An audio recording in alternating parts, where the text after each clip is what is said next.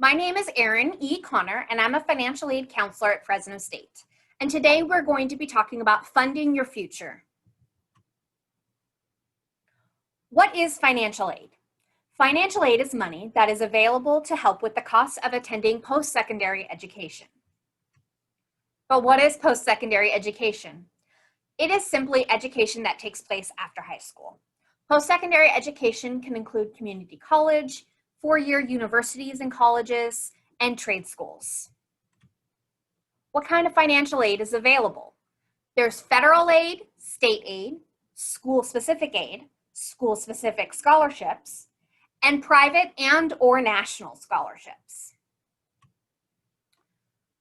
Applying for federal aid is really quite simple. Every October 1st, the FAFSA, which stands for the Free Application for Federal Student Aid, and free is the key word in that statement, becomes available for the next school year. The FAFSA must be completed each academic year to be considered. Schools have priority filing deadlines, so you'll want to know what your school's deadline is. Schools also often use the FAFSA to determine state aid and even scholarship eligibility. I encourage everyone to file a FAFSA. For California state aid, the California Student Aid Commission manages our state aid opportunities and determines eligibility. It's important that you complete the FAFSA, or the California DREAM Act application, which is an application for our Dreamers or undocumented students, each year before the March 2nd deadline. Ensure that your GPA information is submitted to CSAC. If you are a high school senior, your high school counselor will do this on your behalf. To apply for school-specific aid and scholarships, you'll want to check with your school to see what they have available and what their application process is. For private or national scholarships, you can often search for those on different search engines, such as fastweb.com, scholarships.com, finaid.org/scholarships, or studentaid.gov/scholarships. You can also check with employers, volunteer organizations, churches, you name it. There are also scholarships available through tribal affiliations. So what type of financial aid's out there? Scholarships are free money that does not have to be paid back. Often, those are determined through your academics. Grants are free money that does not have to be paid back. That's usually determined by a need analysis, which is generally done by the FAFSA. Work-study programs are money that you earn by working a work-study approved job. Loans are money that you do have to pay back. Depending on the loan, additional fees or interest may accrue. So, let's pretend next fall you're going to start college. Today is September 18th, 2020. Right now, you are a senior in high school, set to graduate May 2021. You'll start attending Fresno State next fall, 2021. That's pretty simple, right? So, the 2021-2022 FAFSA for next fall becomes available on October 1st, 2020. Scholarship season for next fall is fall 2020 through spring 2021. Your high school counselor reports your junior year GPA to CSAC.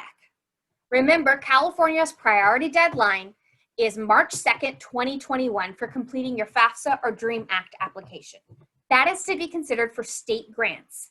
And remember, some schools use this for federal grant and school-specific aid as well. This is a first-year timeline for college. This is just a graphic that kind of explains exactly what I just did. So this graphic right here, that's the time period of the FAFSA opening up, making sure you submit that FAFSA. You're going to graduate from high school here, and then you'll start your freshman year, fall 2021. And then the first year of college goes. But within the first year of college, you will be starting the financial aid process for your next year of college. Because again, October 1st, 2021, the FAFSA will open for the 2022-2023 academic year. And the priority deadline will be March 2nd, 2022. The fall semester, for 2022 will begin in August 2022.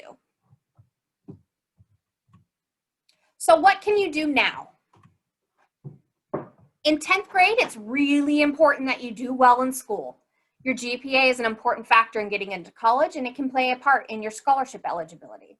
You'll also want to start thinking about maybe what career or what you would like to study. Volunteer if you can and save money if you're able to. 11th grade is very important. Remember to do well in school. Your GPA, especially during this year, is an important factor in getting into college, especially your scholarship eligibility as well. And your junior year GPA is what is submitted to CSAC. Continue thinking about what career you'd like to pursue. Start looking at schools that you're interested in. You can even use the FAFSA forecaster to see what financial aid you might be eligible for. Volunteer if you can, and save money if possible. In your senior year, you'll want to continue to do well in school. You'll apply to the schools of your choices. You'll complete the FAFSA for the upcoming year, apply for scholarships, volunteer if you can, and save some money. Okay, let's pretend you've been accepted. What do you do now?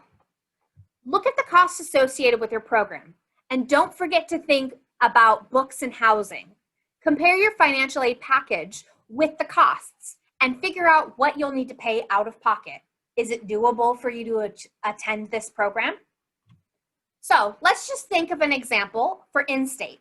So let's pretend that one semester at Fresno State, the tuition is $3,300, books and supplies is about $500, and your dorms will cost $5,200.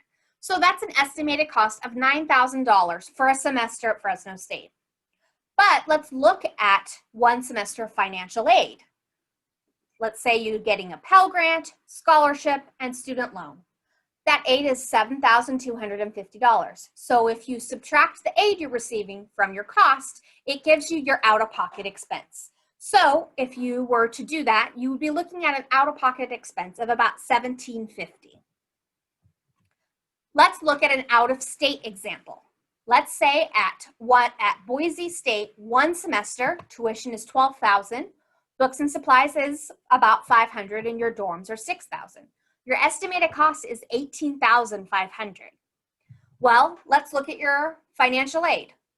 The total aid, it's very similar to what you would have received at Fresno State. So let's do the cost minus aid to figure out our out-of-pocket.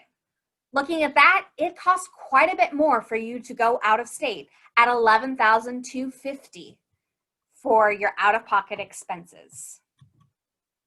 So bottom line is, really compare, as it might make a difference.